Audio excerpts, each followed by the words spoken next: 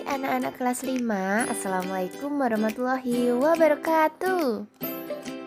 Nah, pada pembelajaran hari ini kita akan belajar tema 7, peristiwa dalam kehidupan, subtema 1, peristiwa kebangsaan masa penjajahan, pembelajaran 1. Nah, anak-anak coba perhatikan gambar berikut. Apakah gambar berikut ini? Ya, benar sekali. Ini adalah gambar cengkeh.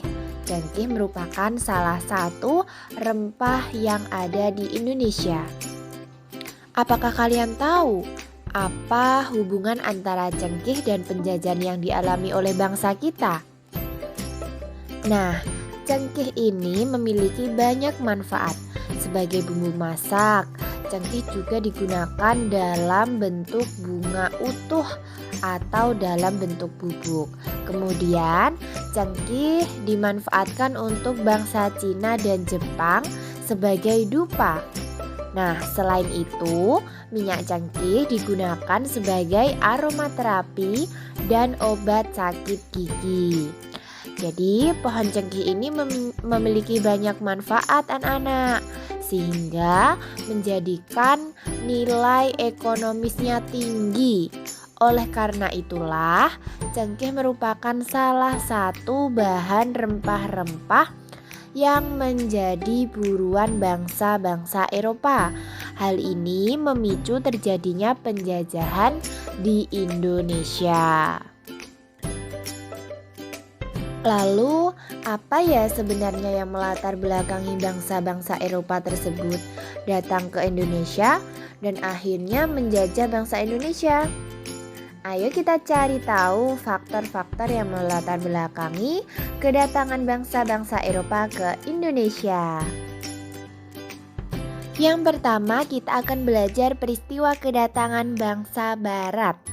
Mulai akhir abad 15, bangsa Eropa berusaha melakukan penjelajahan samudra. Bangsa Eropa yang pernah melakukan penjajahan dan penjajahan di Indonesia dimulai oleh bangsa Portugis. Kapal mereka pertama kali mendarat di Malaka pada tahun 1511. Berikutnya ialah bangsa Spanyol yang mendarat di Tidore, Maluku pada tahun 1521. Kemudian disusul oleh bangsa Inggris dan Belanda. Kapal-kapal Belanda pertama kali mendarat di pelabuhan Banten pada tahun 1596.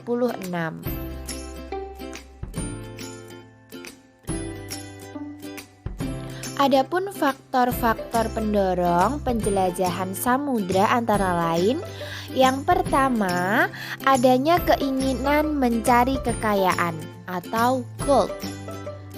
Kekayaan yang mereka cari terutama adalah rempah-rempah.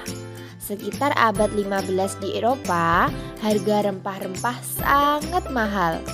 Harga rempah-rempah semahal emas. Mereka sangat membutuhkan rempah-rempah untuk industri obat-obatan dan bumbu masak. Faktor yang kedua yaitu adanya keinginan menyebarkan agama atau disebut gospel. Selain mencari kekayaan dan tanah jajahan, bangsa Eropa juga membawa misi khusus. Misinya yaitu menyebarkan agama kepada penduduk daerah yang dikuasainya. Tugas mereka ini dianggap sebagai tugas suci yang harus dilaksanakan ke seluruh dunia dan dipelopori oleh bangsa Portugis.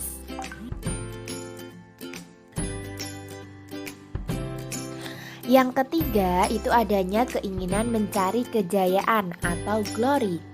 Di Eropa, ada suatu anggapan bahwa apabila suatu negara mempunyai banyak tanah jajahan, negara tersebut termasuk negara yang jaya.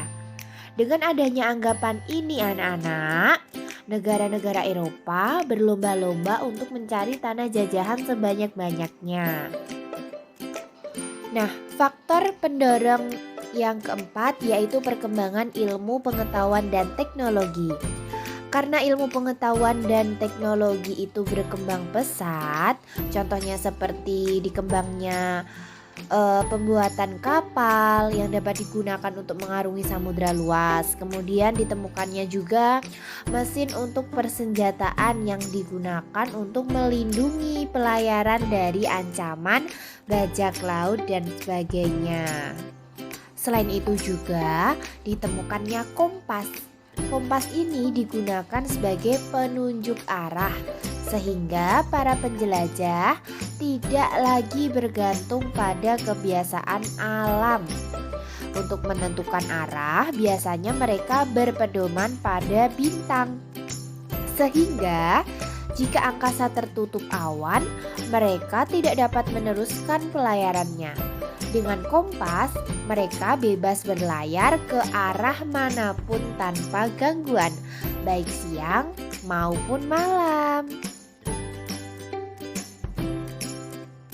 Nah, anak-anak, tadi kan sudah dijelaskan sama Bu Guru, apabila cengkih itu merupakan salah satu jenis rempah-rempah yang banyak manfaatnya. Harganya yang cukup tinggi sehingga saat ini masyarakat masih membudidayakannya. Nah, untuk dapat mengambil manfaat cengkih secara maksimal, setelah dipetik tentunya cengkih itu kemudian akan dikeringkan. Dengan cara apa? Ya, dengan cara dijemur. Selama proses penjemuran, terjadi perubahan warna pada cengkih dari yang semulanya kuning dan merah menjadi hitam dan coklat. Oke, pada proses pengeringan cengkih ini terjadi perubahan benda yang disebabkan oleh kalor atau biasa disebut panas. Oke, dari proses tersebut kita ketahui bahwa pengaruh kalor atau energi panas dalam hal ini adalah sinar matahari ya anak-anak terhadap benda. Pernahkah kamu mengamati benda-benda yang ada di sekitarmu? Bahwa benda-benda yang ada di sekitar itu memiliki sifat maupun wujud yang berbeda-beda. Nah, masih ingatkah kalian mengenai wujud-wujud benda? Oke, mari kita belajar mengenai sifat-sifat benda. Salah satu cara membedakan wujud benda itu dengan mengetahui sifat setiap benda itu.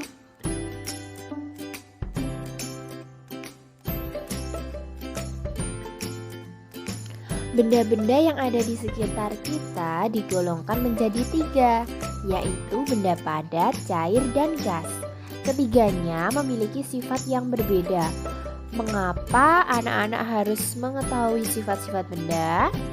Karena salah satu manfaat mengetahui sifat-sifat benda adalah kita akan tahu cara memperlakukan benda-benda yang ada di sekitar kita. Salah satu wujud benda adalah padat. Kalian pasti memiliki banyak benda di sekitar yang berwujud padat. Kalian dapat memegangnya, dapat memindahkannya tanpa mengubah bentuk aslinya. Benda padat yang ada di sekitar kalian dapat diubah dengan beberapa perlakuan, seperti diberi panas, diberi tekanan tinggi, atau diberi perlakuan fisik seperti menggunting, menekan, melipat, atau menyobek. Wujud berikutnya adalah cair. Benda-benda cair dapat ditemui dengan mudah di sekitar kalian. Air merupakan zat penting dalam kehidupan makhluk hidup yang berwujud cair. Benda cair yang ada di rumahmu biasanya berada di sebuah wadah seperti bak mandi, baskom, gelas, atau ketel air. Perhatikanlah bahwa ketika benda cair itu dipindahkan, ia akan berubah mengikuti wadahnya. Jika wadahnya berlubang, benda cair itu akan segera mengalir keluar dari wadahnya. Jika kamu melihat sungai atau air terjun, air yang ada di dalam badan sungai akan mengalir dari tempat yang lebih tinggi ke tempat yang lebih rendah. Jadi, benda cair ini juga dapat merambat anak-anak melalui serat-serat halus dari bahan seperti bahan kain. Benda cair juga mengisi rongga kecil atau pori-pori bahan tersebut. Wujud benda yang lainnya yaitu gas. Manusia memasukkan dan mengeluarkan gas dari dalam tubuhnya pada saat bernapas. Manusia menghirup gas oksigen dan mengeluarkan gas karbon dioksida. Dengan cara meniup, kamu dapat membuat sebuah balon mengembang. Dengan meniup, kamu juga dapat menggerakkan selembar kertas di tanganmu. Kamu dapat mencium bau napasmu sendiri. Kamu pun juga dapat mencium bau-bau lainnya yang berupa gas. Dengan memahami sifat gas, manusia menciptakan parfum atau minyak wangi untuk menyebarkan bau dari gas yang dikeluarkan dari wadah parfum tersebut. Tetapi gas itu tidak dapat dilihat dengan mata telanjang.